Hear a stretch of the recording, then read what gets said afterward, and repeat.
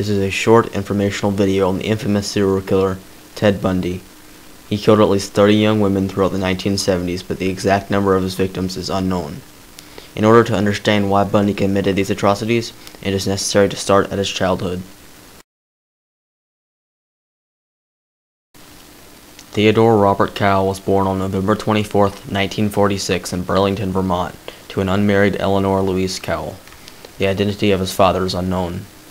To avoid the negative stigma of an illegitimate birth, Bundy's grandparents decided to raise him as their own adopted child. The grandparents told everybody, even Bundy himself, that they were the parents, and that Eleanor, his real mother, was his sister. It wasn't until Bundy was nearly 20 years old that he discovered the truth, which would lead him to strongly resent his mother for his entire life. Bundy's grandfather was described by other family members as an oppressive bully. Family members also said that he was extremely abusive. In fact, he was known to torture neighborhood animals, and he even threw Eleanor's younger sister, Julia, down the stairs one time. His grandmother was a quiet, obedient woman who sometimes received electroshock therapy to treat her oppression. As a child, Ted occasionally displayed disturbing behavior. His Aunt Julia recalled that upon awakening from a nap one time, she found a dozen or so knives laying near her and saw the 3-year-old Ted sitting on the ground smiling. After leaving Vermont in 1950, Ted's mother met and married a man by the name of Johnny Culpeper Bundy. The two had 4 children together, and although Johnny tried to make Ted feel like part of the family, Ted never grew close to the man. Even after leaving the destructive environment that he was brought up in, Ted still continued to exhibit disturbing behavior.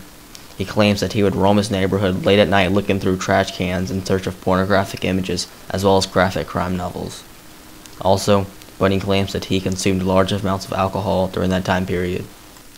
Even though Bundy didn't have any noticeable social problems in high school, he was arrested twice for suspicion of burglary and auto theft. After graduating high school in 1965, Bundy went to college at the University of Washington but quickly dropped out. Before dropping out, however, Bundy met a woman named Stephanie Brooks. The two fell in love and dated, but the relationship lasted only a year. When Brooks broke up with Bundy, he was more than devastated. She says that the reason for her ending the relationship was because she thought that Bundy was too immature and that he lacked ambition. I believe this rejection from Brooks to be the key reason why Bundy began killing women. Bundy's first documented murders occurred in 1974, although it is highly suspected that he committed many undocumented ones before then. On the night of January 4th, 1974, Bundy entered the basement apartment of the sleeping Karen Sparks and repeatedly hit her with a metal rod he took from her bed frame. He then sexually assaulted her unconscious body. Although Sparks survived, she suffered permanent brain damage from the attack. Nearly a month later, Bundy struck again. He forced his way into the basement apartment of 21-year-old Linda Healy and beat her extensively. When she had lost consciousness, Bundy proceeded to carry her away and then kill her at a different location.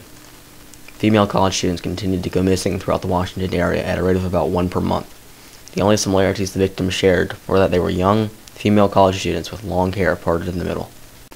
At about this time, Bundy devised a new tactic to help him kill more efficiently. Instead of forcing his way into the apartments of the young women, he started to trick them into willingly coming to his car, which was parked in a secluded location. To do this, Bundy would fake an injury by wearing a sling, and then ask his victim to help him carry something to his car. Upon reaching the car, Bundy would then overpower the unsuspecting victim and then detain them with handcuffs. Bundy continued his killing spree for nearly a year and a half until he was arrested in August of 1975. Although he was one of the top suspects for the atrocities that he had committed, his arrest was a complete coincidence. After Bundy failed to pull over for a routine traffic stop, the policemen searched his car and found many suspicious items such as a ski mask, handcuffs, and a coil of rope. By that time, he had killed at least 19 women. The police detained Bundy for nearly a day before being forced to release him because of lack of evidence. His apartment had been searched and no concrete evidence had been found. Despite his release, Bundy was still on 24-hour surveillance. In September of 1975, Bundy made a colossal mistake by selling his tan Volkswagen Beetle. The police impounded the car and then the FBI was able to find matching hair samples from a few of the victims.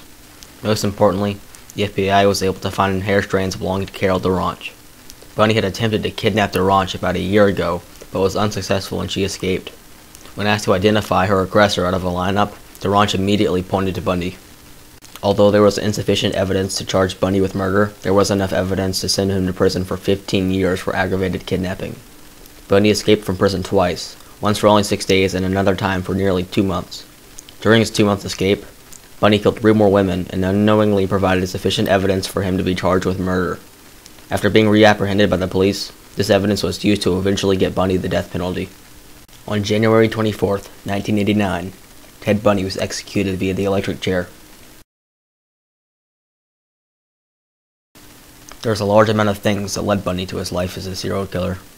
Included in this group is the trauma caused by his mother for lying to him about his real parents, the hostile environment that he was raised in, the genes he received from his abusive grandfather as well as his depressed grandmother, and the frequent exposure to graphic crime novels as well as pornographic images.